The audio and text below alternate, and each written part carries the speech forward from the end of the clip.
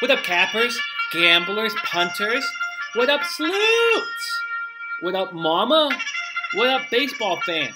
It is Monday, August 28th, and thank God for that. It is a new week. We can start fresh, start anew. Last week fucking killed me. Easily one of the worst weeks I've experienced since I started doing this full time in 2001. I took it in the short shorts, right in the back of the khakis, right in the old drink hole. It was fucking awful. And I thank you guys, my friends, that kept me from offing myself and kept me hopeful. I also thank my bookie for only making me pay 25% of my losses every Sunday. And I thank that the month is almost over. I'm very thankful that the football season starts for real on September 7th with the Chiefs playing the Pats. There is a lot of good ahead of us. There is a lot of hope. Still a lot of fucking hope. I wouldn't mind starting off with something I did pretty well, though, was handicap the Travers Stakes Day card. I gave 5 horses in 5 of the 6 stakes races. We stayed away from the sprint because it was just difficult odds for Mind Your Biscuits, and Dre Fong was going to have a real easy pace situation. And so I hit 2 out of 5 winners. My lock of the day hit. I took a little it was the only favorite I took all day. Still took fucking flack for calling a favorite. 1 favorite out of 5 fucking races with Lady Eli, who is my favorite horse in the world. She was 3-5 at the track. I got her at minus 125, which is 4-5 online. And it was the lock of the day, and she made it look so very easy. We won with Practical Joke as well. I got that at plus 275. And then Money Multiplier at plus 500, missed by a fucking pussy hair. Pussy hair is something I haven't seen much of lately. But yeah, just fucking barely lost. That would have been huge. That would have been, an easy $600 day if that had gone through. But still, it was a day in the black, a day in the profit. Now, we are only 2 months away from the Breeders' Cup 2-day event, first Friday and Saturday of November, and that will be absolutely fucking huge. I will cap the shit out of that. I expect $1,000 days on both of them. We'll have live pick 4s, and that's where you can get the 10 to 20 grand score. Last year, my dad, my father, my flesh and blood gave me Champagne Room, who won the Juvie Fillies on dirt at 36-1. 36-1. That is the biggest long shot that I've hit with more than a $2 bet in my life. That was just nuts. So, and that was really early on Friday. So I started the Friday, up $900, which was a good way to start. I wish I'd put more on Champagne Room. I wish I had more faith in my pops, and I will this year, Dad, if you get internet in the institution right now. But yeah. Let's go. Let's get capping today. So I have a lot of hope for today. Let's get fucking to it. So Sunday, as I said, capped off one of the worst weeks I've had gambling since I started in 2001. Yesterday I made 1 straight bet and I had a winning day. And I slept a little bit fucking better. So now that I'm on a roll again, today I have 9 5-game parlays for you. All right, I don't. I want everyone to know that I'm well aware that the way I've been betting since I began recording on SBR is what many of you would call unadvisable, and what some of you have called fucking retarded. I want to explain to you all how we got here. You see, I'm one of those people who really doesn't like being told what to do. If you met me at a party and you said, "Hey man, whatever you do, don't pull out your dick and slap me in the face with it, because that would be very bad form," before you finish that sentence, my dick would be slapping you in the face. That's just how I am. So when I started making my betting videos, I was making parlays. I was going for big scores. I was going for the 80-foot gap jump. And people told me that I shouldn't do that because it is bad form. And so in my next video, I metaphorically slapped those people in the face with my parlay dick. And then even more people told me that I shouldn't bet parlays. And ever since then, I've been madly slapping as many of you as I could in the face with my parlay dick. And just like slapping real people in the face with my real dick at a party, it has a social cost. Slapping you all in the face with my parlay dick has also had a financial cost.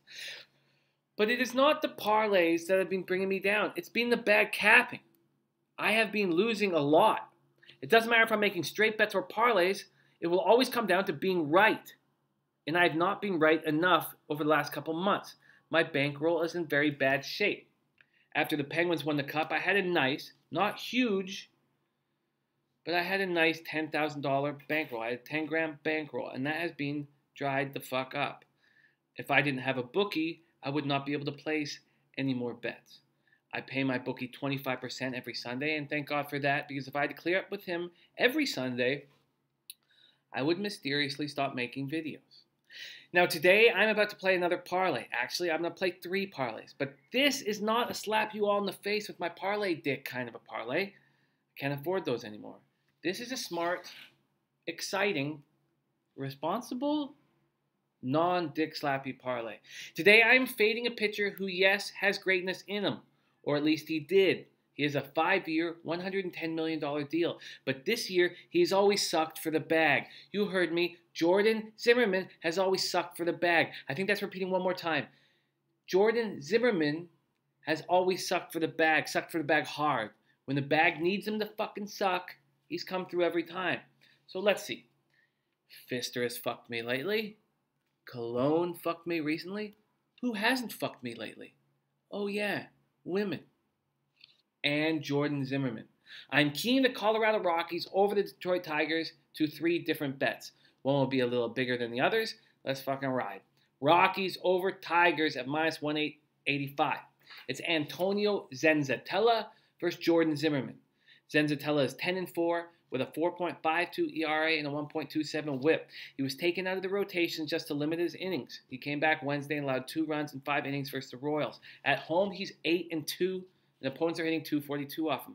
In August, he has a 2.84 ERA and has only allowed 1 home run.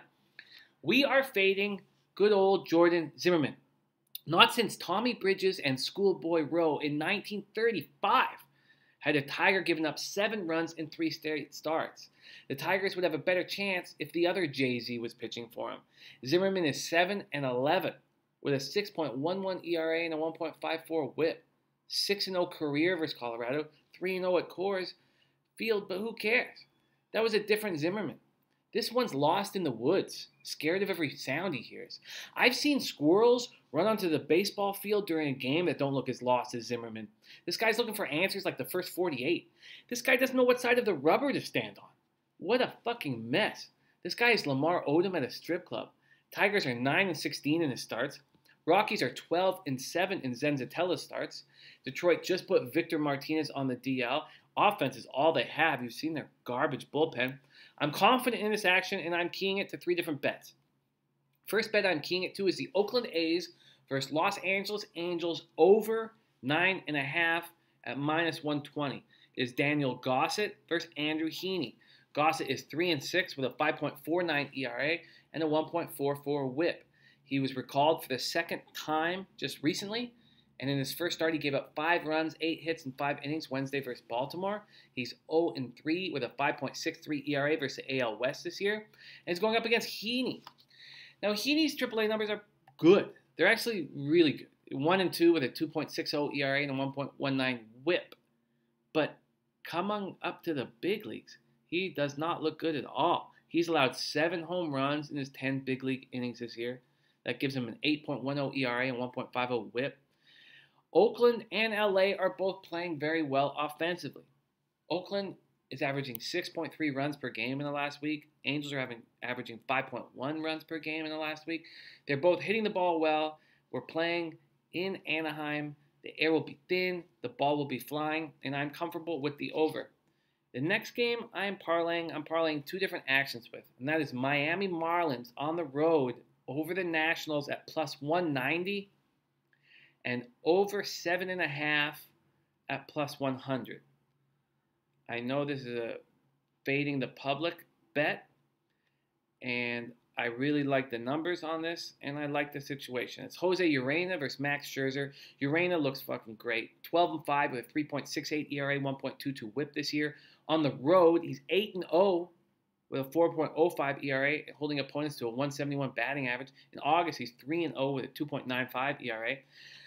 Going up against Maximus Scherzer, this will be the first time I've faded him all year. He's 12-5 with a 2.25 ERA, 0.85 WHIP. He's got neck inflammation. This is his first start off the DL. There's a lot of question marks with this situation. How he's going to feel. what if he's starting to hurt again in the third inning and wants to be pulled? There's a lot of risk involved with the Nationals laying such a big number, and I like Miami at plus 190. Marlins have the fourth best record in the league over the last few months.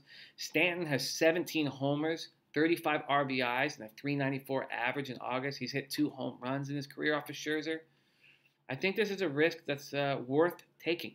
Okay, so I have a $200 parlay, Colorado and Oakland versus LA over 9.5. That's at plus 188. I have a $100 parlay, Colorado and Miami at plus 346. And I have a $100 parlay, Colorado and Miami versus Washington over 7.5 at plus 208. So that's my goods, man. Let me know what you guys are up to today. Hit me at Jimmy the Bag on Twitter. Also subscribe to the YouTube channel. Check us out, jimmythebag.com. But other than that, love to hear what you guys are on and love to hear you guys making some fucking cake. It's going to be a really exciting September, and it's risky. A lot of the good teams will be facing B and C lineups, young guys that they want to take a look at. And then we're also going to be dealing with new pitchers, and a lot of these major leaguers won't have it batted against, and that's always difficult to handicap. But I'm so thankful. I just wish I could wake up and it'd be September 1st right now. I've had a very tough month, but I'm going to go out fucking guns a-blazing. I'm going to hit these last few days hard. I have another 6 days until I have to send my fucking bookie an email money transfer. So maybe I can have a big week and switch that all around. So that's what I'm trying to do, man. Thank you guys for watching. Can't do any of this without you guys. Yeah, I want to give a big shout out to my boy Ace Farmer. He was the one heavy on liking this Marlin train today, and I'm happy to jump on it. And my boy at Hit for the Cycle, MC Hatter, I want to say what up to him. And thank you for giving me Serbia in that basketball game this week. It was dopeness. And just want to give a shout out to all you guys, man. So stay in touch with me. Let me know how you're rolling, and we will celebrate victories together. And feel free to fade my action. If you had did it last week, you'd be fucking rich, man. Feel free to fade my shit. Hit the Nationals hard. Take the under in the Angels-A's game. And, of course, take Zimmerman. Take old fentanyl lies. Take that droopy-looking fucking write-off. Do it, man. I know he doesn't know what side of the rubber to stand on, but that should give you faith. Because you know the bag's fading him. So take Zimmerman, man. Take Zimmerman right to the fucking bank. We'll talk in a few fucking hours, man. Much love, you guys. Good luck today.